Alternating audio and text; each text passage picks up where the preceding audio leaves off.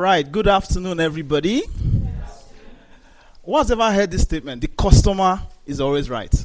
Well, I'm here to tell you that that is extremely, extremely wrong. Because a lot of people prioritize the welfare of their customers over their staff, and that's what leads to demotivation in our workplaces. My name is Happy Rugbere, and I am the CEO and founder of Staffmate Limited. Today, I'm going to be talking about something that is very dear to me, which is the myths that we all have about what truly motivates our employees.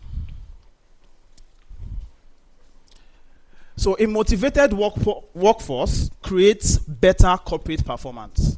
When your staff come to work and they are happy and they are excited, what happens is that you see it on your bottom line. Your margins are better, they meet their targets, everybody is happy, right?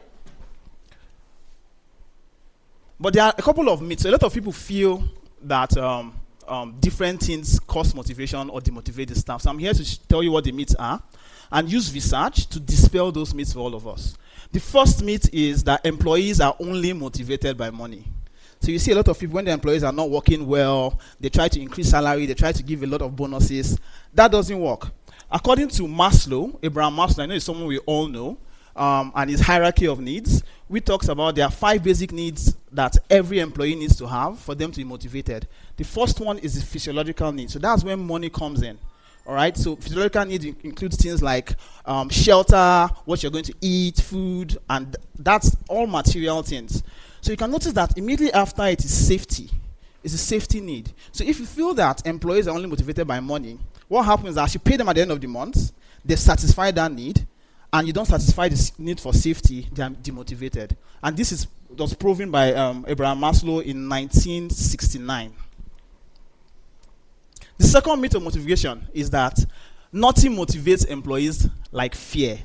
I'm sure we all have one madam and one house help story to tell, where they shout at the house help's head, they keep motivating her by being mean to her and making her to work. And I'm here to tell you that although fear is not just a good motivator, it's a great motivator. But what happens with fear is that it damages the company culture of your business. So a study that was done by University of Wharton concluded that the more you try to push people to perform using fear and intimidation, the more you're most likely to drop off on other member of staff. I'm going to give a very practical example. So you have a staff that is sick, and they call them, I'm sick, I can't come today. Then you start threatening them. If you don't come, you will lose your job. What happens? They will come to work, right? They will come out of fear. But what happens is that other staff that see them coming to work, knowing that they are sick, are going to feel demotivated because they feel as if they are very disposable. The last and final myth we're going to talk about today is that people are only interested in their own reward package. So we're going to talk about the equity theory by Adam Stacey. He invented the equity theory in 1963, which says that people are motivated by their perception of what other people get in comparison to their own. So equity is very important to humans. I'm going to give you an instance. So if you have Amara and Jane, and they're both waitresses in a restaurant, for example.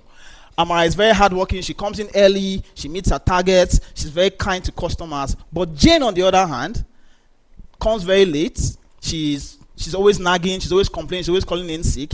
And they both earn the same amount of money. What's going to happen eventually is that Amara is going to stop putting in the effort. Because she says, if Jane is not putting in that much effort and she's getting 100K, why should I put in that much effort? So people are very, very interested, not just in their own packages, but in the packages of their colleagues that are of similar level with them.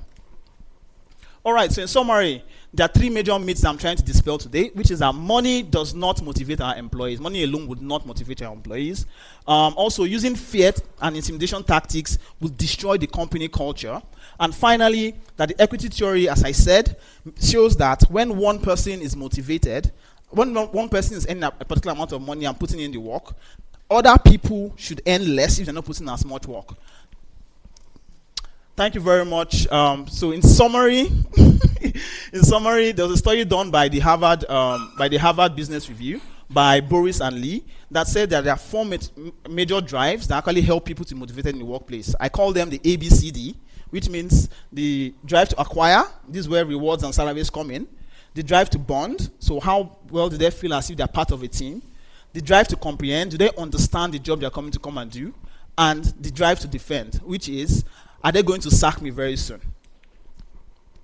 Thank you very much for your time. So the organizational levers, and if you want to know more about this, please send me a message.